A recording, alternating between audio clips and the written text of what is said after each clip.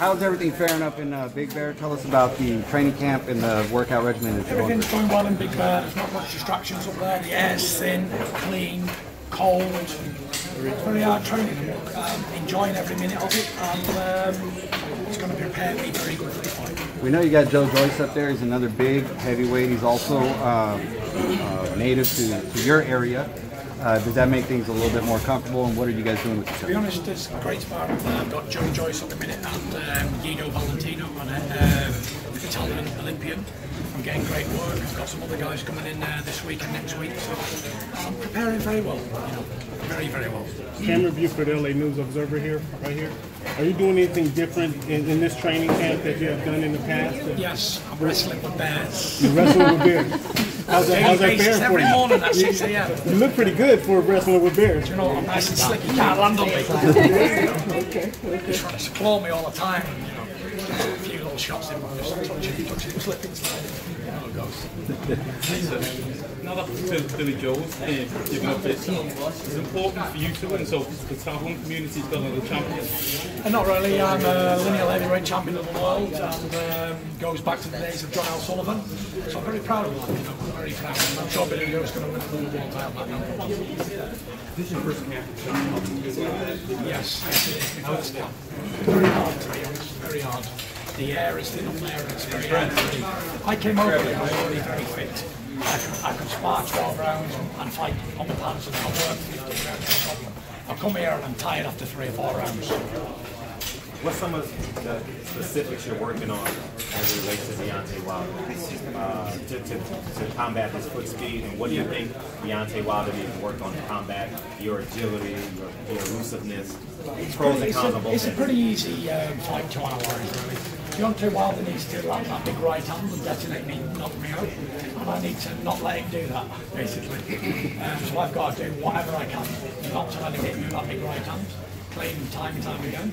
But he's got to worry about getting out of the way of all my punches too. What's the goal in the weight for you?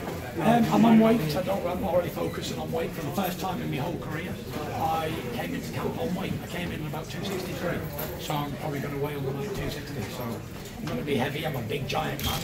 I've got a big beard and a bald head. I've got it all on him in time. Talk about the cultural differences as it relates to doing camp and Big Bear versus. Is this the still John? No. No, I got rid of him. Is that him? No.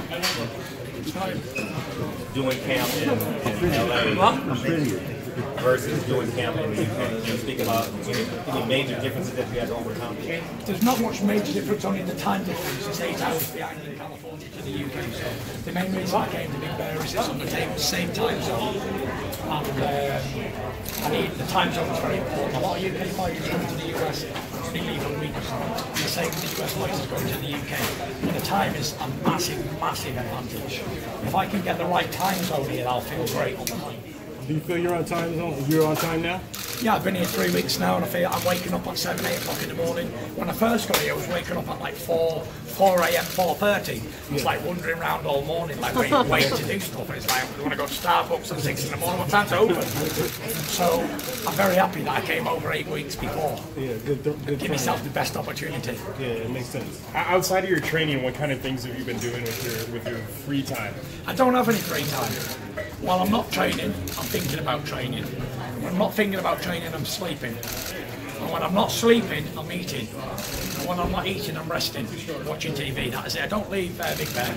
I went down the mountain to Ontario last week just to check everything was going right, because I was feeling very tired in the gym, and I'm thinking, is this really for me? Do I need this sort of stuff? I was speaking to Lennox Lewis on the phone last week as well, and he said, I was there for a week, he said, and I got out of there.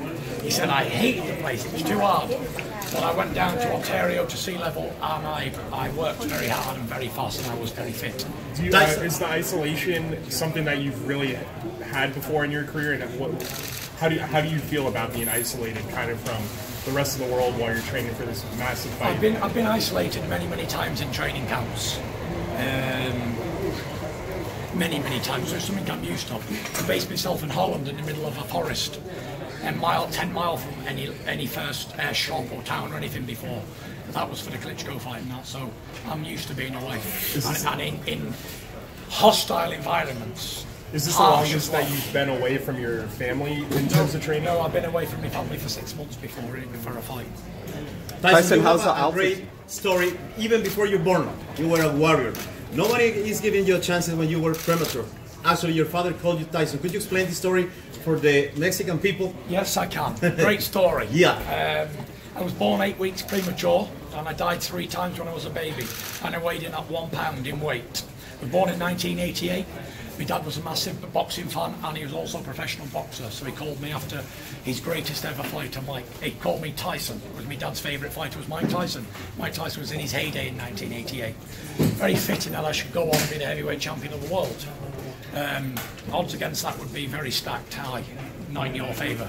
So a very interesting story, but very achievable. Have you met Mike Finally, Tyson sir, before? something for the Mexican people. You have a lot of followers with the Mexican people. Please, something for these Thank you people. for the support, all the Mexican people, and I hope you tune in and watch the fight on December the 1st. But you got some black fans too.